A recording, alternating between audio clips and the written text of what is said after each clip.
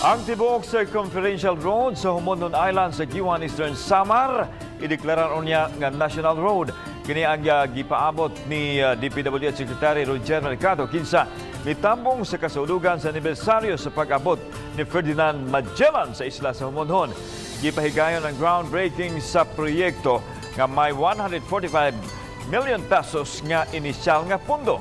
Gawas sa kalihim sa DPWH mitambong sa groundbreaking ang ambasador sa Spain nga si Jorge Moraga Sanchez, Guiuan Mayor Analisa Gonzales Juan ug uban pang mga lokal nga opisyal. Matud ni Mercado, ang circumferential road nga dunay gitas-on nga 61 kilometers gigahinan og dulan 2 bilyones pesos.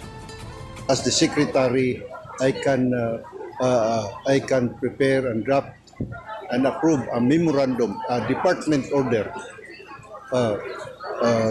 signifying the establishment of a national road in Homonhon. I just feel so inspired. I feel so proud that as the mayor of Guiuan, nagpapasalamat po ako sa lahat na nare-recognize na kami dito.